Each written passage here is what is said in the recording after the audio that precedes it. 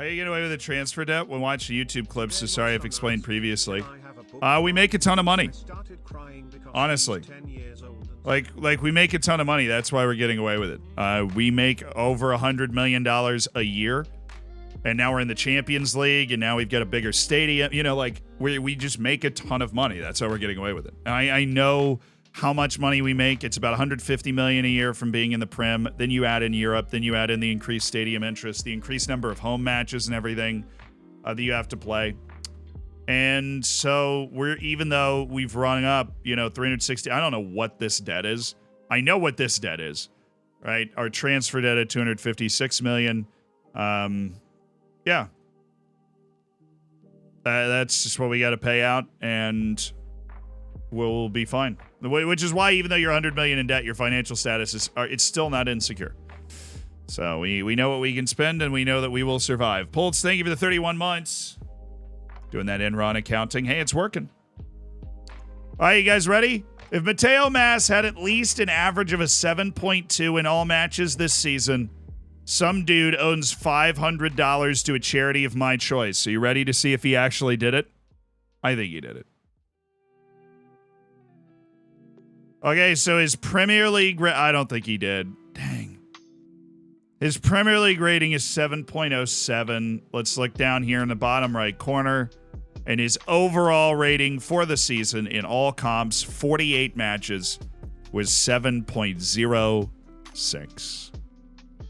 It's Jover. Mateo Mas. Flop. Not really. He had a very good year, but he averaged a 7.07. He won Young Player of the Month 3 times this season. Mateo Mas was signing of the season. Mateo Mas continuing to impress. Mateo Mas. 49 matches played this year. Not the best for his development, but $115 million for Gregor McNerney, $139 million for Eduardo Delgado. Yeah, we've spent a little bit. Board's pleased the team achieved a top half finish. One stage looked like qualifying for the Champions League. Shouldn't get too carried away. But we did, though, didn't we? But we did. But we did qualify for the Champions League, so, like, what's the sitch? Whatever. Goal of the season was Mari's brilliant strike. Match to remember, the 3-0 win at home against Chelsea, and beating Bate 6-0 in the Europa League was our biggest win. Let's watch it one more time. Dan Brass deserves better. Well, he should stop getting hurt then. It's the fact that he just knows where the goal is, and he's able to whirl around and just pop it right into that, right into the top corner. There's no way we're not a 4-star team after winning the Europa League. I'm sorry. We absolutely must be a 4-star team after winning the Europa League. Dude, Fonseca didn't even make Team of the Year. That's wild. Forrester really padding that rating in the Europa League.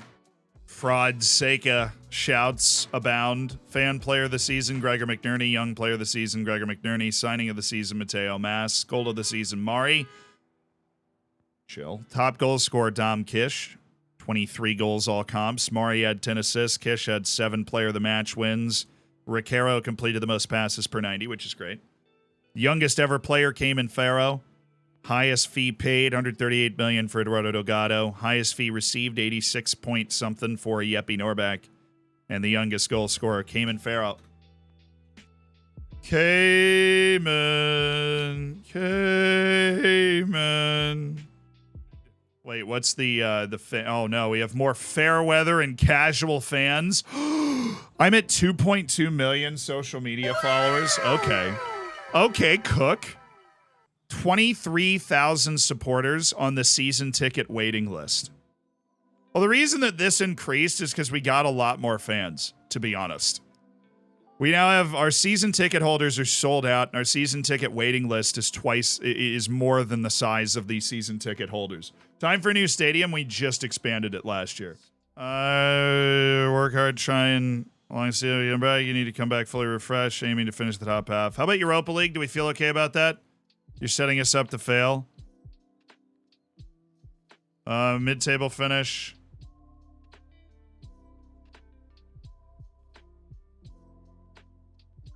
This is going well. This is going well. This is, yeah. Okay, I have no idea. There we go. I knew the Champions League was coming up next, so we're just going to sidestep the rest of that. And no serious damage. This is a sad transfer. A former captain. He captained the side to a championship trophy and helped transition the team to the Premier League, but the last 2 years he's fallen out of the rotation largely as we've started to compete in the top 7. But we really appreciate what Tommy Doyle's done for us. He was a key pickup.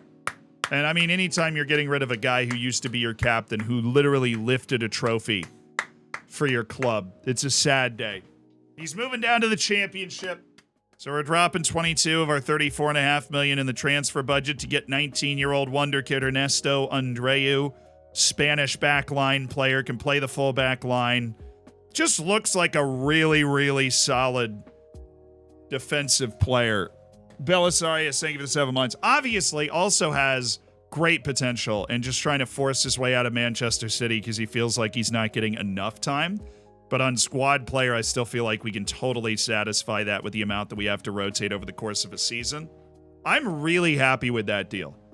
I don't know how we just signed a bargain wonder kid from, like, freaking Manchester City, but we just did. Like, oh, there's a rep boost. Small rep boost. That's not a great wording. I don't like that wording at all. I don't think that's particularly helpful. Oh, bro, you know it's still 3.5. It is still 3.5, but actually we did jump a fair bit. We're only behind one team that was in the championship last year now, which is still hilariously low. Like, it's just hilariously low. We are not, we've won the Europa League and we do not have a continental reputation. All right, we play Haiti in the Gold Cup on the 27th. Now, obviously the Gold Cup's not the Euros or anything, really just the knockouts are going to be intriguing. We should just be able to waltz through the group stage. We got a pretty easy group as well. Now check the rep. You checked it too early. Okay. We're the worst 4-star team. But we are 4 stars, and we're ahead of Leicester, Nottingham Forest, Brighton, and Norwich. Bro, I play United away, Super Cup against Bayern, City at home. And Bournemouth got to the freaking Champions League semifinal last year. Then I have them at home and Villa, who qualified for Europe away. My August is a nightmare. You guys ready for some CONCACAF, man? Did the U.S. not have a golden generation? Absolutely not. 100% did not have a golden generation. Haiti might be the toughest team we're playing in this group, too. Yeah, but now we're coaching the United States, so I've never done this before in FM with the U.S. Playing the Gold Cup. Could win an international trophy here.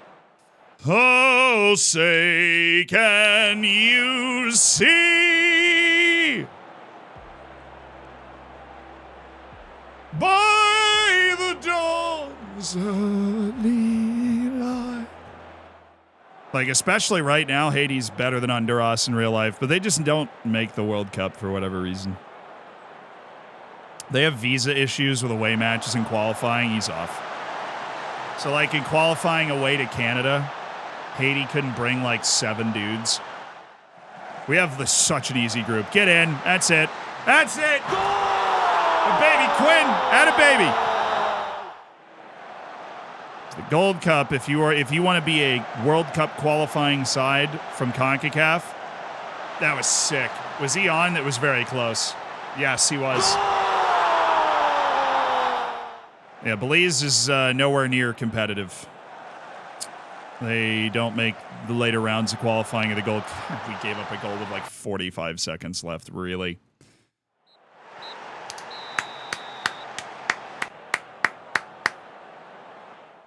Not happy with your performance today? There we go. Now he's inspired. Everybody's good. We're ready for the second match in the Gold Cup, where we will probably just be rotating for fitness until we get to the quarterfinals. See, CONCACAF is fun because there's basically 3 countries that are big enough to host a major international tournament, which by far is the smallest number of any area outside of Oceania. So the Gold Cup is literally like always just in the United States, but they put it in like the southern United States because that's essentially the most central location in CONCACAF. Oh, you. Why? What? How is the Champions League FFP any different for the Premier League FFP? What do you mean? Projected by end of period? Oh, chat. Before you say anything, chat. I know it's hilarious. I'm projected to miss it by $3 million. We'll be fine. That freaked me out for a second. We're projected to miss it by $3 million. We'll be okay. It's literally $3 million, and it's the projection. Yeah. We're projected to miss the FFP by $3 million. All right, we've signed striker Marcus Schön. Now we actually have 3 strikers in the team for the first time in forever. Entirely free, which is always nice. All right, I have never managed against El Salvador before. Let's see how it goes. We'll put it on key highlights. I'm assuming we're just going to blow them away. But don't want to slip up. We drop Weah on the right, and we move Reyna over there. Oh, yeah. Pen and a red, maybe. If we play a 4-2-3-1, Adams is the guy that misses out. Do I believe that the U.S. national team is overhyped by the American media? No. I actually don't. It was like a brawl. Serginho Dest got thrown out for throwing a punch. Get in, Leyva. Oh, wow, that was okay. Mexico's gotten worse. Yeah. I think they'd be the first ones to tell you that their national team's not quite what it used to be.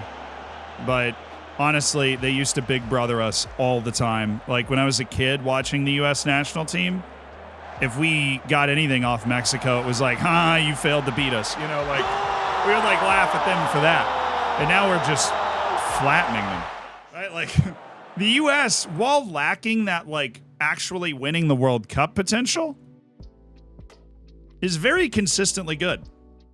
What are the odds U.S. is a 12th favorite to win the World Cup? It'll probably go up. And we were playing in Copa America. You guys, Copa America 2024 will be fun. The U.S. is invited, so we'll see. We just got 10 million from Venezia for Abdou Cissé. That's the new mark. Give me 10. I need 10 million, or you can't have Abdou Cissé. That is a monster sale for us. He's incredibly interested in speaking to Barcelona. Okay, I mean, you didn't want to leave all that long ago, and now you're sitting over here. Yes, I'll take $7.5 million from Barca for you. Thank you, Barcelona, for the donation, and that will put us over FFP projections again. We're only projected to fail FFP. Oh, wow, hold on. How does that make any sense? Why is my projected period end so much worse on one side? They were the same the last time we looked at it. No, if like another payment ticked over, why did it not count towards the Premier League one? These ones have always been the same. Now I'm like 59 million projected away. No, like the transfer debt payments would have been factored into the projection. That is something that is factored in, and on the left side, it did not count. A shorter period. No, it's the end of the season. Allowed losses, current profit, and then projected. It's just like the projection is different. It's 36-month period. Currently, the board project the club to make. Yeah, the board is literally just projecting. The board is legitimately just projecting the losses. It says the board projects the loss of that over this period. It's projecting you're going to buy a 100 million winger. Oh, dude, whatever. We'll just do our business as we're doing it right now. And we'll keep an eye on that as we get towards the end of this transfer window. That's what we're going to do, because that's a weird, massive difference between the two projections. So, oh no, not again. They have matched it again. They have matched the Bulow offer again. Activate all evasive maneuvers! 45. The board's okay with 45. Activate the evasive maneuvers. Come here, Bayern. Come here, Bayern. Come on, Bayern. Bayern, Bayern, Bayern. Let's freaking go. Thank you, Bayern. Hey, Bayern, do you want him? I will. Don't worry. I understand your concerns about me changing my mind. They're very real. But who knows? Maybe I won't. Yeah, I think we can just go ahead and do that. And everybody plays a 4-4-2 in CONCACAF, apparently. Gaga Slanina is going to be the captain. All right. Go get him. If you were wondering what sport Puerto Rico plays, it's baseball. It's a highlight for them, and I'm losing to Puerto Rico. I think he's on. If he's not, it was really close. Thank God. Yeah, Puerto Rico's a baseball country. Puerto Rico's really good. They beat Dominican Republic, who oh, nice goal. Which is essentially Far East Asia. What a goal. Malik Tillman banging it in. 2-0. And Shohei Ohtani is arguably the best baseball player, even relative to era, that anybody has ever seen. He's absolutely unbelievable. You should just know his name as a sporting person, even if you don't really understand what he does. I think we should just operate in a world where we have a ton of respect for people who are just that good at sports, that have that many people playing them. I think that we just gave up a goal to Puerto Rico. Anyways, it is actually like being a world-class striker, but then when you can't play some matches because you're tired, you just play as a world-class goalkeeper, like your team's first-choice goalkeeper. That's what it's talking about. The team Shohei plays for, the LA Angels, have the best American player, too. They have the best American player. Would be considered a major sport for advertising and money and all that stuff. I think it might be 50%. I mean, in China, it's still a major sport. That was a nice finish by old Hayden Redhag.